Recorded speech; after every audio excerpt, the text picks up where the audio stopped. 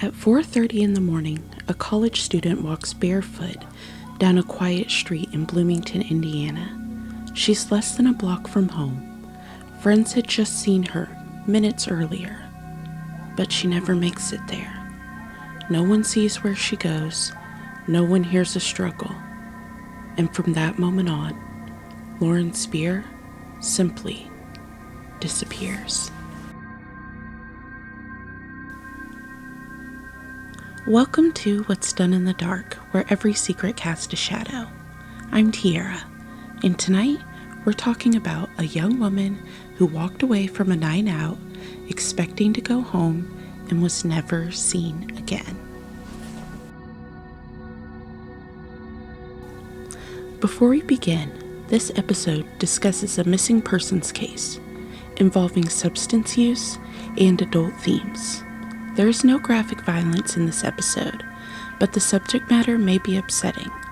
Please listen with care.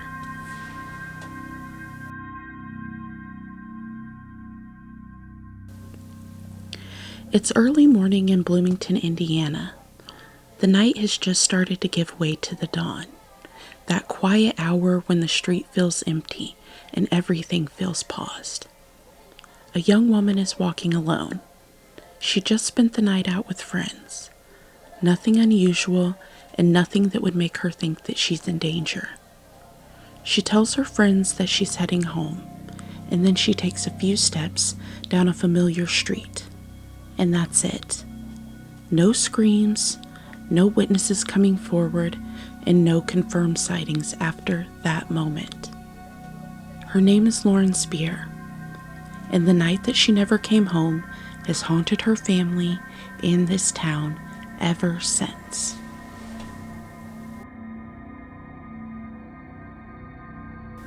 Lauren Spierer was 20 years old. She was a student at Indiana University, majoring in fashion merchandising. She was creative, stylish, and deeply loved by her family. Friends described her as kind and bubbly and social. She had recently transferred to IU and was still finding her rhythm, making new friendships, adjusting to the new environment, and doing what a lot of college students do. Lauren had a heart condition that made certain substances more dangerous for her than it may be for others, something that her family took seriously, even if Lauren, like many young people, sometimes pushed the limits. It's important to say clearly and respectfully, Lauren's life was not defined by one night, and she is more than the rumors, assumptions, or speculation.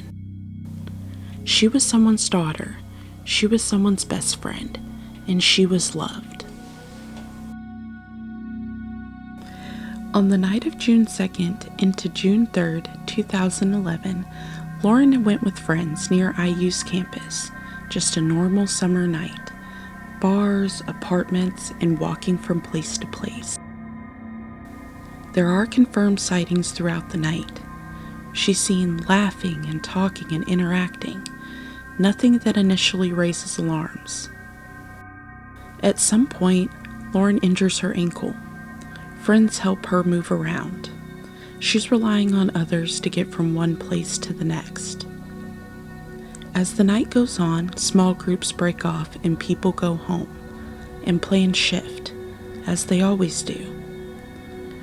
Lauren ends up with a few different friends at different points during the early morning hours, and then she says she's heading home. As investigators began piecing together Lauren's final hours, a clearer timeline slowly emerged, built from surveillance cameras, witness statements, and phone records. Lauren had been moving between several apartments and bars near Indiana University's campus that night. At one point, surveillance cameras captured her walking through the alley nearby with friends. During that walk, Lauren fell and hit her head. Police later confirmed that she had a visible injury above her eye from that fall. Friends helped her up and they continued walking through the neighborhood. Over the next couple of hours, Lauren spent time in more than one apartment with people that she knew. At one location, friends said she stayed briefly to rest. Later, she went to another nearby apartment belonging to a friend. According to statements given to the investigators, Lauren remained there for a short time before deciding she wanted to go home. Her apartment was incredibly close, less than a block away, just a few minutes on foot. Around 4:30 a.m., surveillance footage shows Lauren walking south toward her apartment building. She's barefoot and she's alone, and she's only steps away from where she should have been safe. As the investigators tried to understand what happened that night, attention naturally turned to the group of friends that Lauren spent time with during those final hours. Several of them were fellow students who lived in apartments near campus. Police interviewed each of them extensively. According to investigators, Lauren had been inside at least 2 different apartments during the early morning hours before she disappeared. Friends told police she appeared intoxicated and was having trouble walking because of the injury to her foot from earlier that night. One friend reportedly helped carry her partway between buildings. Another allowed her to rest briefly inside his apartment. Eventually, Lauren said she wanted to go home, and her apartment building was extremely close, only a short walk away. Friends later told investigators that they watched her leave and they assumed that she would make it home safely. But Lauren never arrived. In the years since, those friends have spoken with the police multiple times. Several hired attorneys during the investigation. Despite the intense public scrutiny and the years of questions, no one has ever been charged in connection with the disappearance of Lauren.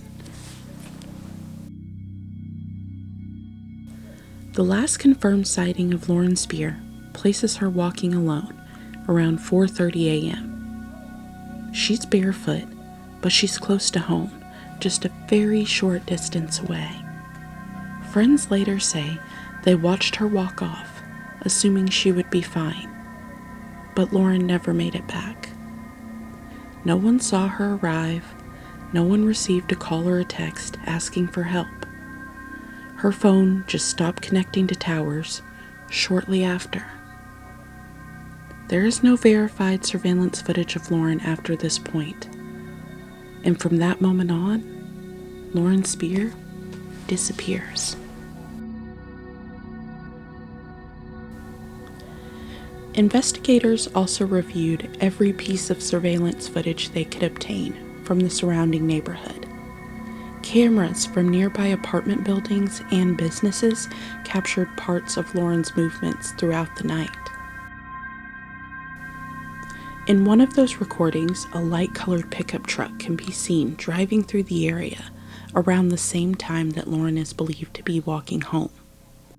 Police later confirmed they were interested in identifying the driver of that vehicle. The truck appears briefly in the footage before leaving the area. For a time, investigators hoped the driver might have witnessed something important or unknowingly held a small piece of the timeline. But despite appeals to the public, the identity of the driver has never publicly been tied to Lauren's disappearance. Like many elements of the case, the white truck became another unanswered question, a detail that seemed significant but never fully explained. By the time people realized something was wrong, hours had already passed. Lauren's friends tried calling her. No answer. Later that day, her parents were notified. What followed is every family's worst nightmare. Search parties were formed, police canvassed neighborhoods, volunteers combed wooded areas, dumpsters, lakes, and construction sites.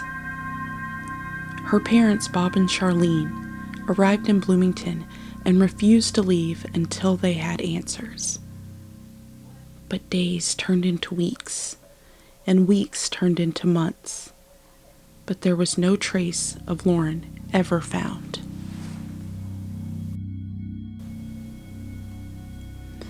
As the days passed without answers, the search for Lauren quickly expanded beyond Bloomington. Volunteers across Indiana joined in the search teams organized by police and the community. Students, neighbors, and strangers walked through wooded areas, parks, and construction sites. Search dogs were brought in. Divers searched nearby lakes and reservoirs. Helicopters scanned large stretches of land surrounding the city. Investigators reviewed hours of surveillance footage from the businesses and apartment complex and traffic cameras. The story began attracting national attention.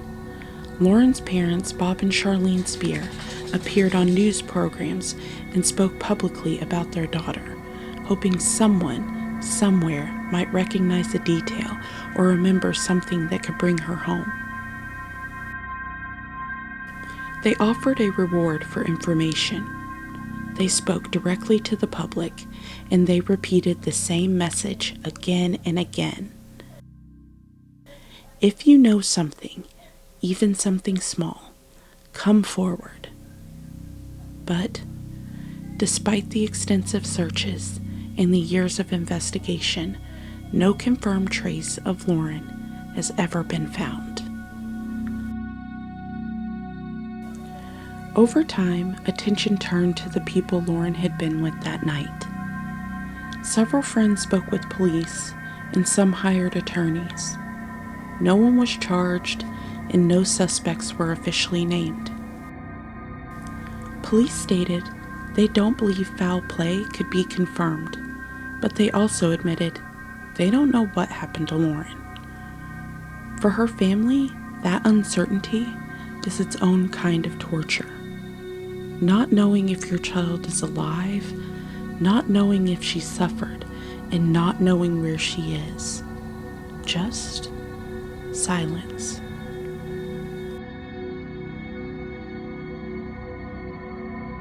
Years later, Lauren's parents would say something that lingers with many of the people who follow this case. If someone knows something, even something small, please come forward. But no one has. In cases like this, investigators often say the same thing. Someone saw something. Someone heard something. And someone knows more than they've said. And somewhere in those quiet hours between night and morning, the truth disappeared with Lauren. What makes this case so haunting isn't just the mystery. It's how ordinary the night really was. A college student out with her friends, walking home in a place that she knew well. As of today, Lauren Spierer remains missing. Her disappearance is still an open case. Her parents continue to advocate for her, holding on to hope, while living with a constant ache that never fully fades. Someone knows what happened that night, and until Lauren is found, the shadows of Bloomington will always hold her story.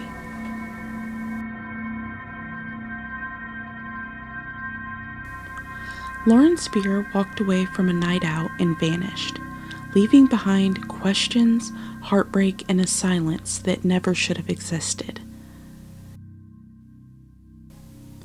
If you have any information related to Lauren's disappearance, you can contact the Bloomington Police Department or Crime Stoppers.